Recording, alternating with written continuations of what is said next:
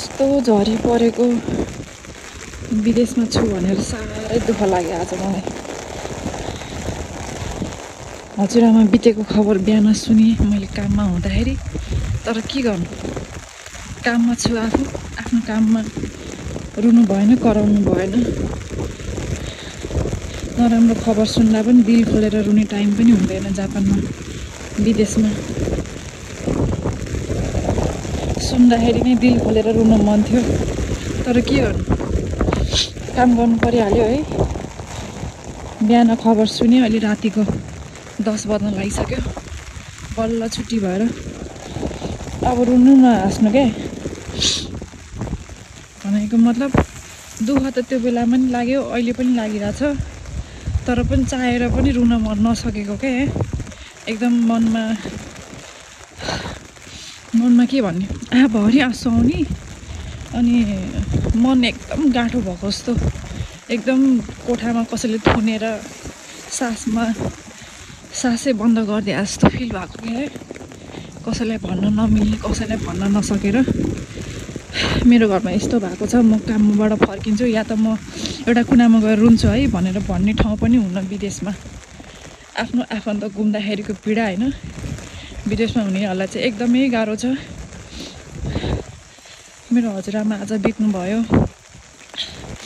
उहाँ चाहिँ लगभग 85-86 अराउन्ड हुनुभएको थियो। धेरै बिरामी हुनुहुन्थ्यो होइन, दसैँ अगाडिदेखि नै एकदम सिकिस्तै हुनुहुन्थ्यो। तर अलिअलि यताउति गरेर चाहिँ जेन तेन सास चाहिँ थियो भनौँ न, सास भइन्जेल आस हुन्छ भने चाहिँ सास भइ नै थियो। तर आज चाहिँ बिहान बित्नु भएछ। म काममा छिरिसकेपछि थाहा भयो, म्यासेज आएको भएर। अब काममा भएको कारणले खानेकुरा बार्ने, रुने कराउने गर्न पनि सकिएन। त्यो गरेर मात्रै हुने त होइन, तर पनि मन कस्तो हुन्छ नि, मनै भारी। अब नखाउँ भने बिहान सबै खानेकुरा कामको लागि लगेर गएको छ, लन्च बक्स। नखाउँ भने पनि नमिल्ने, खाउँ भने पनि घरमा त्यस्तो भएको छ। के गरौँ भने जस्तो विदेश हुनेलाई एकदमै गाह्रो हुने रहेछ क्या। अब घरमा त्यस्तो भएको छ, म यहाँ कसरी घाँस हालौँ भने जस्तो लाग्ने, अनि रुन मन लाग्ने। अब अरूलाई भनेर सुनाउने कुरा पनि हुन्न, जापानिजहरूलाई परिवारको त्यो खासै भ्यालु नै हुन्न। हामीलाई पो आफ्नो वरिपरि छिमेकी कोही मर्दा त कति मन दुख्छ। झन् आफ्नो परिवार हो भएपछि त, आफूलाई सानैदेखि हुर्काएको बजे बित्नुभयो भन्दा त होइन। काममा ध्यानै गर्न सकिनँ क्या मैले। दिनभरि मैले कसरी काम गरेर आएँ मलाई मात्र थाहा छ। फेरि आजै चाहिँ अब यहाँ महिनाको अन्तिम दिन प्लस स्याटरडे सन्डे अनि मन्डेसम्म बिदा भएको भएर काम एकदमै बिजी। अनि आजै चाहिँ चाँडो फर्किनु नपाउने टाइम थियो, अनि आजै चाहिँ यस्तो न्युज भयो। मन सम्हालेर बिहान 11 बजेबाट अहिले रातिको 8:30 बजीसम्म मैले काम गरेर फर्केँ। म चाहेर पनि मैले आफ्नो दुःखलाई चाहिँ बाहिर निकाल्न सकिनँ होइन। अनि रुन नपाएपछि, भन्न नसकेपछि एकदमै उकुस हुने रहेछ है।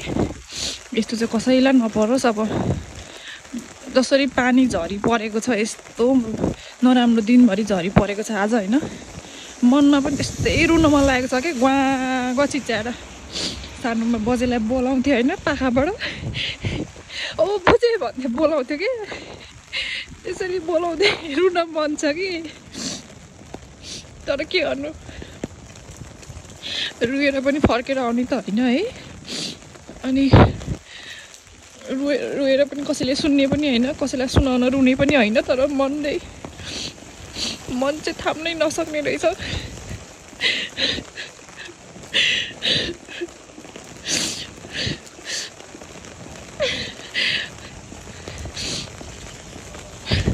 चाहेर पनि मैले भेट्न सकिनँ मेरो हजुरआमालाई।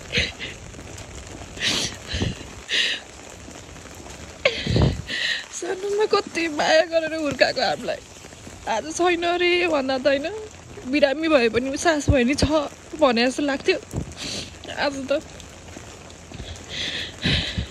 जलाउन लगेको देख्दा त मन पनि एकदमै भकानिदो रहेछ।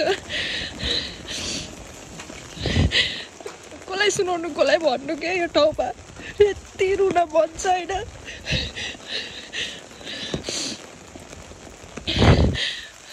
म पनि चाहे सँगै जान पाए नि हुन्थ्यो भन्ने भएको छ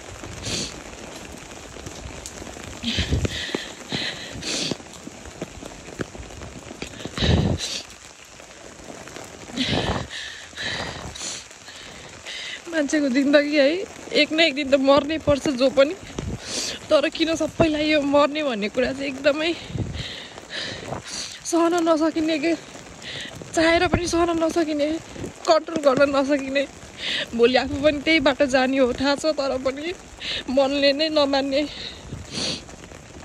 यसो नभइदिया भए हुन्थ्यो भन्ने लाग्छ जहिले पनि तर यो प्रकृतिको नियम हो थाहा छ होइन अब जहाँ जे भए पनि जसरी बित्नु भयो उहाँलाई चाहिँ उहाँको आत्माले शान्ति पाओस् है यो जुनीमा जति दुःख भोग्नु भयो अर्को जुनीमा त्यस्तो दुःख भोग्नु नपरोस्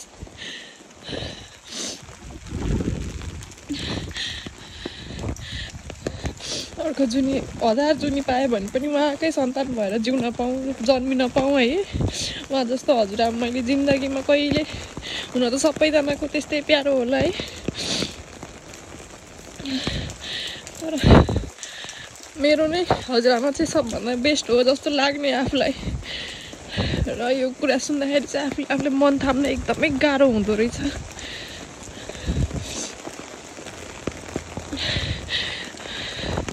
यो हावाहुरी चलेको देख्दाखेरि पनि आफूलाई नि मनमा पनि त्यस्तै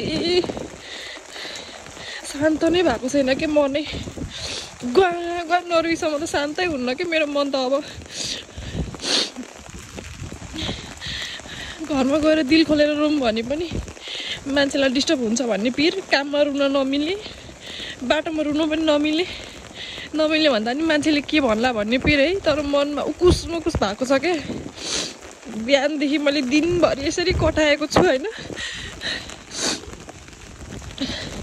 जे भए पनि अब नहुनु भइहाल्यो है अब मैले त प्रे नै गर्ने त हो अब उहाँको आत्माले शान्ति पाओस् भन्ने